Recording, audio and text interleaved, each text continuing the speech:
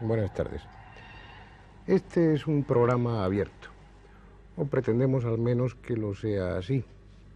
Tocamos muchos temas, a veces no en toda su amplitud, únicamente ciertos aspectos.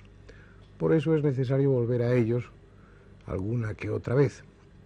En otras ocasiones son las cartas, el interés por parte de ustedes en que ese tema vuelva a tratarse, lo que hace que volvamos a ocuparnos de él pasado el tiempo.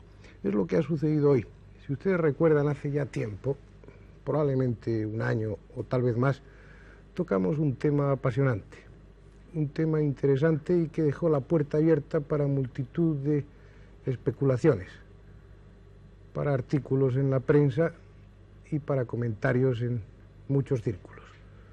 El tema lo merece la atención y merece volver sobre él tantas cuantas veces sea necesario. Me estoy refiriendo al tema de las psicofonías. Si ustedes recuerdan, y volvemos a hacer un poco de historia, en 1964 se publicó en Suecia un libro de Friedrich Jürgenson. Ese libro se llamaba Voces del Universo y se planteaba en él algo totalmente insólito, algo sumamente importante para la historia del hombre. Según Jürgenson, según su libro, se había conseguido, tal vez por primera vez en la historia del hombre, comunicarse, establecer un puente entre este mundo y el mundo de los muertos. En 1967 Jürgenson publicó un segundo libro, Comunicaciones radiofónicas con los difuntos, creo que era el título. Después intervino otro hombre en la historia de este tema, Konstantin Raudive.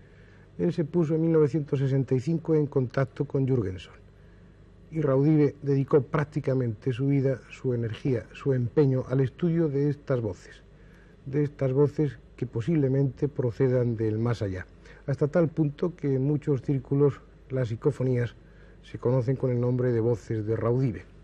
El tema es, en algunos sentidos, propicio para la frivolidad, pero en otros sentidos es un tema tremendamente serio, tremendamente importante.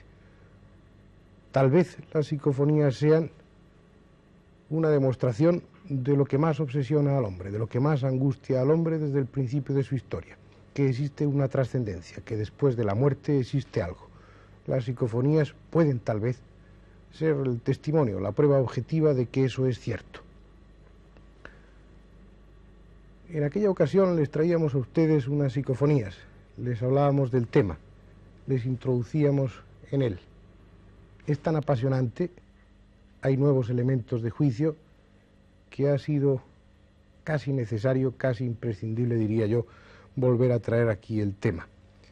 Pero, ¿qué es una psicofonía? Una psicofonía es esto.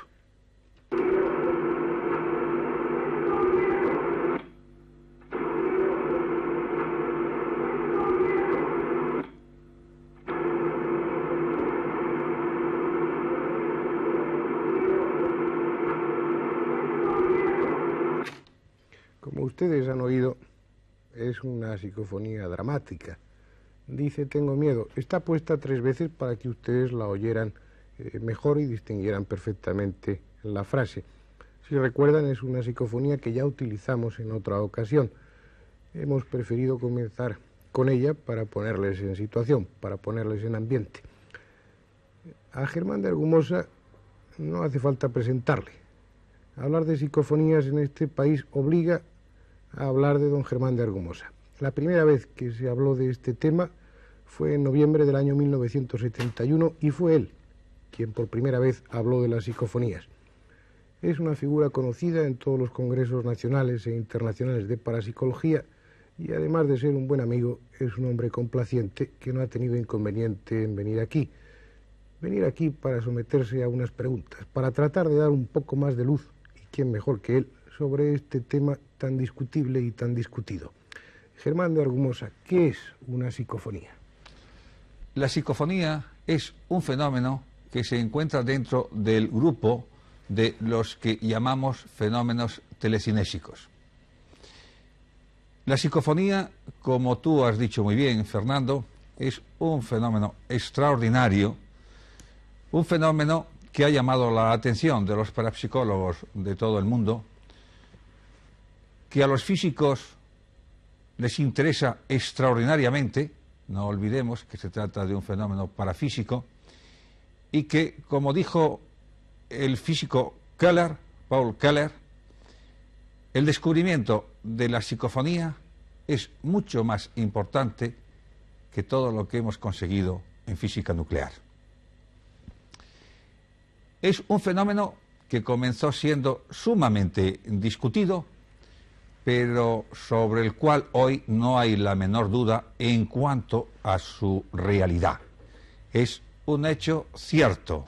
Hay voces que se graban en las cintas magnetofónicas, voces que incluso responden a preguntas que formulamos, voces que incluso se manifiestan en lenguas que desconocemos. Y no solamente voces, también en ocasiones se graban extraños ruidos, a veces violentísimos, cuando precisamente la experiencia, todas estas experiencias, se están realizando en el más absoluto silencio. Se debe, en efecto, al doctor Konstantin Raudive, que falleció en septiembre último, hizo 2 años, se debe la atención del mundo científico ante este fenómeno. Como tú has dicho muy bien, Fernando, Raudive, mi gran amigo y querido Raudive, fue el que, repito, hizo fijar la atención de los científicos en estas extrañas, impresionantes grabaciones. Creo que has traído unas cuantas y eso tal vez sea un argumento más que convincente para nuestros espectadores. Yo te pido, por favor, que pongas algunas de ellas. Con mucho gusto, como no ejemplo. faltaría más. Voy a poner una primera expresión que dice: no marchad. La historia es la siguiente. Volvíamos, mi mujer y yo, de St. Gallen. Precisamente habíamos estado hablando con uno de los que con más intensidad y más profundidad vienen investigando este extraño fenómeno.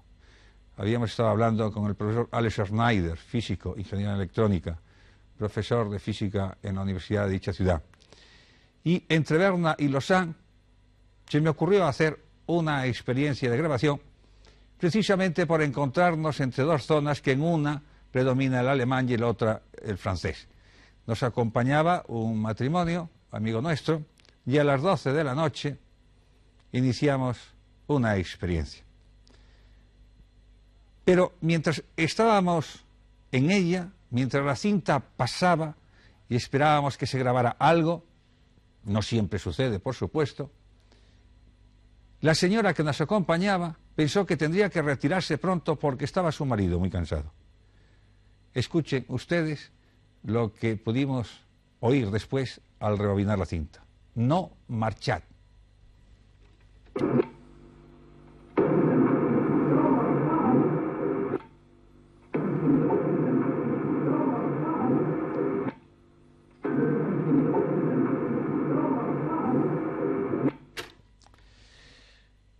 Evidentemente, esta señora, que ya conocía el fenómeno, no obstante, en aquella ocasión se quedó sumamente impresionada porque era la primera vez que efectuaba conmigo una experiencia de este tipo. Pero, sintiéndolo mucho, su marido estaba físicamente agotado, siguió pensando que, lamentándolo, tendría que retirarse en breve tiempo. Pues bien, cuando rebobinamos la cinta, nos encontramos con esta otra expresión. Una voz que dice: deténla.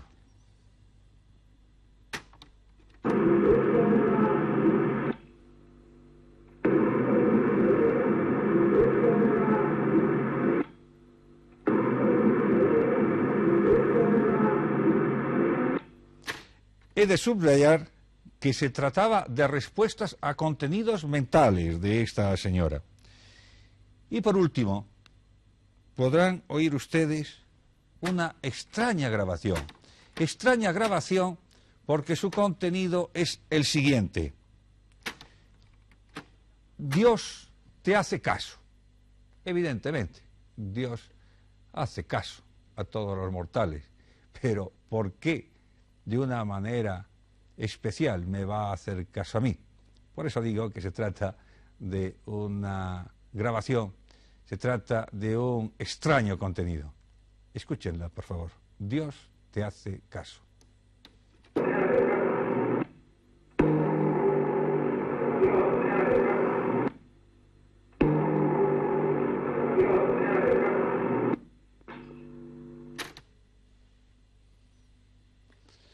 Estas son, Fernando, las 3 grabaciones que he traído, sin contar la primera, cuyo contenido es tengo miedo. Como en tantas ocasiones nos encontramos frente a un hecho ciertamente insólito, sorprendente y demasiado dramático, demasiado importante como para lanzarse a admitirlo sin más. Pero es un hecho y hay que someterle a un análisis y hay que someterlo a una crítica. Cuanto más importante es el hecho, cuanto más trascendental, pienso que más frío o que más racionalista hay que ser.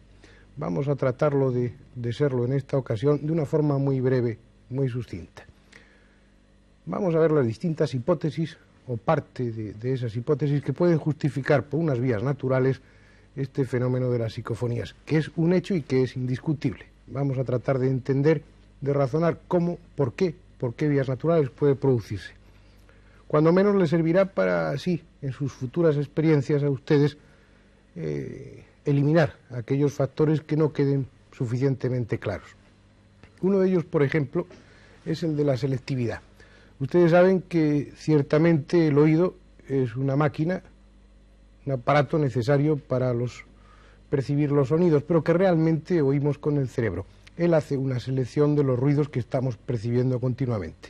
Si ustedes charlan en una voz susurrante en una habitación donde está el sonido de un reloj y al tiempo están llegando desde la calle los sonidos del tráfico, sin embargo ustedes, su cerebro selecciona las palabras de su interlocutor que habla en voz baja y desprecia una serie de sonidos, como el tic-tac del reloj o ese ruido del tráfico que llega atenuado desde la calle.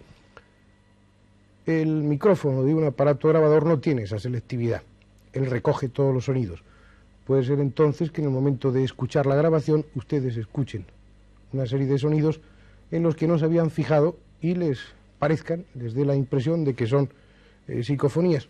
Puede suceder a veces, muy pocas veces, puesto que en la psicofonía se establece a veces un diálogo y sobre todo se procura hacer unas condiciones idóneas, como ya hablaremos después, es decir, en un sitio alejado y con una conciencia total, o lo más total posible, de todos los ruidos ambientales. Además, la psicofonía, a pesar de todo, es algo distinto, se oye de una distinta forma. Hay otra hipótesis que es la de una ventriloquía inconsciente. Ustedes han visto a muchas personas que mientras están leyendo, aunque lo están haciendo para sí mismas, están moviendo los labios.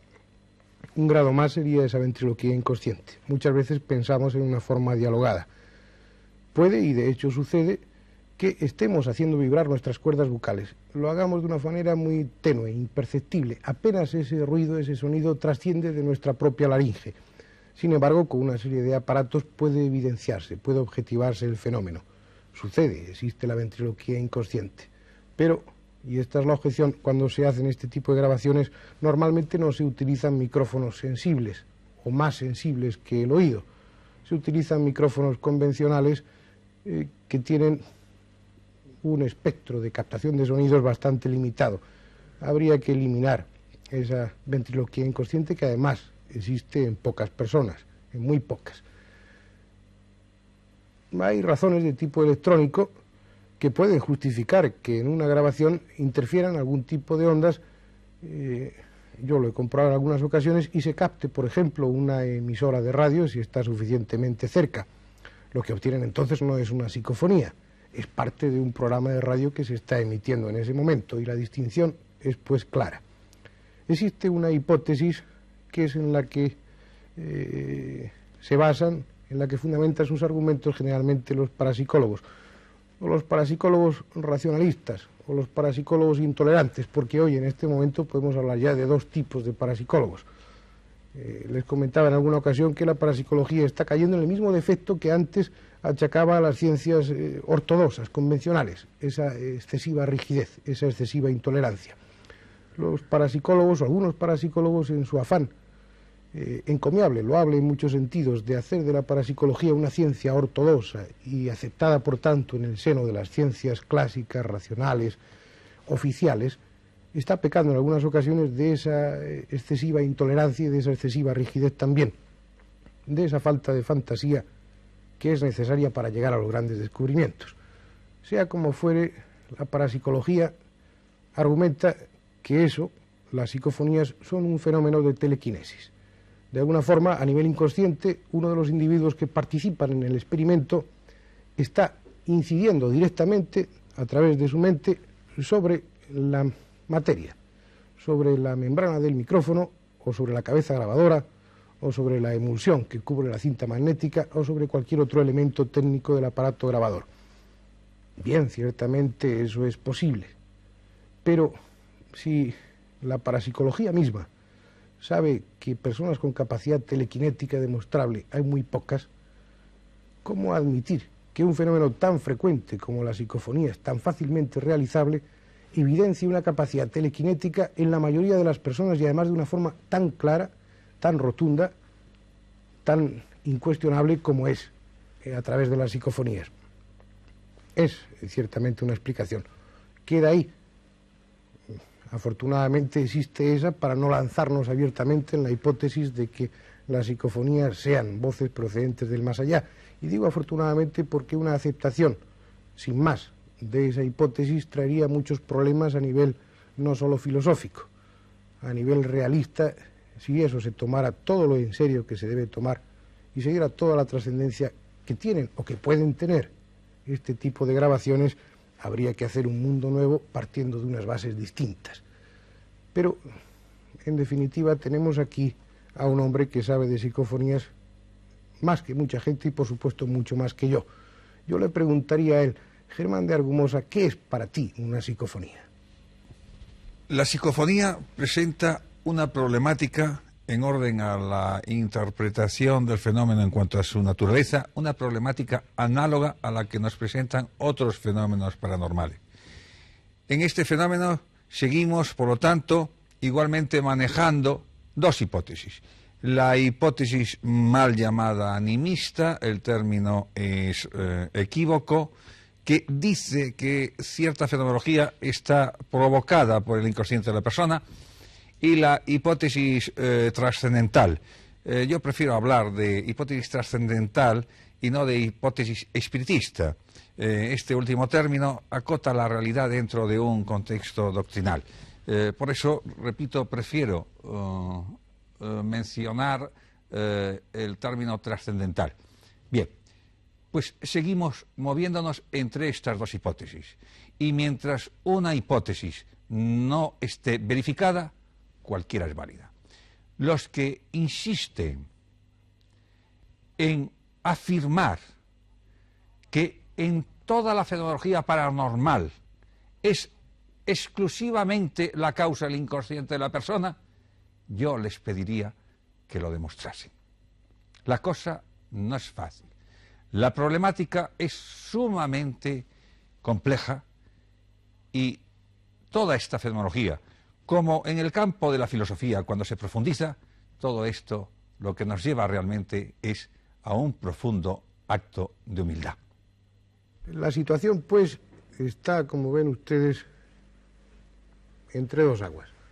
De una parte está una teoría, una hipótesis que hay que considerar, que es la hipótesis, en este caso vamos a llamar racionalista, que habla de un fenómeno PK, de un fenómeno de telequinesis, y luego una hipótesis trascendentalista, que habla que realmente se establece una comunicación con entes, vamos a decir, procedentes de otro plano. No señalamos que sean difuntos o no. Las psicofonías tampoco son totalmente demostrativas en este sentido, o al menos las que ustedes van a conseguir. Pero sí que las psicofonías pueden ser una de esas puertas, al igual que pasaba con la vasografía o con la ouija, que sirvan tal vez, y siempre nos movemos en ese tal vez, que tanto nos censuran en ocasiones, tal vez sean una puerta, una ventana abierta a otro plano, a otro nivel distinto de la existencia. Puede ser. Lo que se trata, o lo que tratamos en este programa, es de que no importen o no cuenten lo que nosotros opinamos, sino en darles a ustedes los elementos de juicio, darles a ustedes, en este caso, los argumentos técnicos, para que sean ustedes mismos los que se comprometan, para que sean ustedes mismos los que no acepten la opinión ajena como una imposición que hay que aceptar o no aceptar, sino que sean ustedes mismos los que formen su propia opinión. Por eso, lo mejor para terminar el programa sería darles a ustedes unas normas sencillas, lo más simples, partiendo de que tengan un magnetofón normal de cassette, para que ustedes sean capaces de realizar este tipo de experiencias. Otra vez más, Germán de Argumosa será quien les diga a ustedes cómo poder intentarlo. En efecto, nada convence más como la propia experiencia.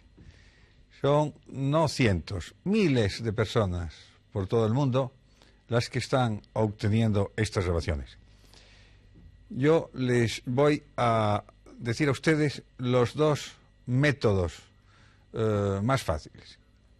A través del micrófono, colocando el micro lo más alejado posible del aparato para que no recoja el ruido del motor, y el micrófono sobre algo mullido para que no capte vibraciones que puedan confundir después.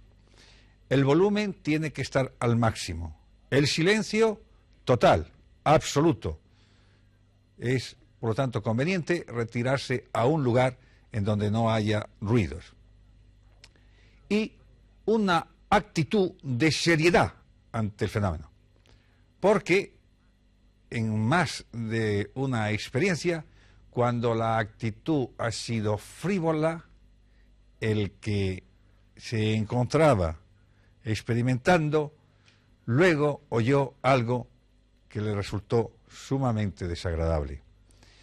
Para evitarles a ustedes una sorpresa de este tipo, nada grata, por cierto, les aconsejo que si se deciden hacer estas experiencias psicofónicas, las hagan con toda la seriedad que el fenómeno merece. Y si en algún momento estas psicofonías les producen temor, mi consejo es que dejen de realizarlas, porque no hay término medio. O no producen miedo alguno, o producen pavor. Así pues, para terminar, les insisto una vez más, un aparato magnetofónico cualquiera, uno convencional de cassette vale, un sitio, un lugar lo más silencioso posible, el micrófono lo más alejado posible también del aparato para así no captar el ruido del motor de arrastre, como decía Germán de Argumosa, el volumen al máximo y empezar a grabar. O bien dejan el aparato abierto grabando y luego al cabo de unos minutos rebobinan y escuchan, o bien ustedes hacen preguntas como si estuvieran hablando con algún interlocutor al que desconocen y no ven, y dejando un espacio vacío en silencio para que haya lugar para la respuesta. Cuando ustedes rebobinen y escuchen, si se ha grabado una psicofonía, es muy difícil en un principio de entender. Suele ser un ruido, una voz metálica, rápida, y es preciso rebobinar y escuchar varias veces. Si son varios los que participan, no se comuniquen entre sí qué es lo que les ha parecido oír. Cada uno de ustedes apunten qué es lo que les ha parecido escuchar. Una vez después cotejan esos resultados y podrán estar más cerca de la realidad, porque el ruido es tan confuso a veces, ese sonido, esas voces son a veces tan poco inteligibles, que si uno de ellos, de los participantes, dice, ha dicho tal cosa, va a inducir, va a sugestionar a los demás que participan en el experimento en que oigan esa misma cosa. Lo mejor es que lo hagan de una forma personal y apunten lo que han creído escuchar. Eso es todo. En definitiva, insisto en que esto es lo que busca o trata de buscar el programa en todas las ocasiones o siempre que es posible. Lo que pretendemos es que ustedes, en este caso concreto, sean los que decidan si esas voces vienen de aquí o vienen del más allá.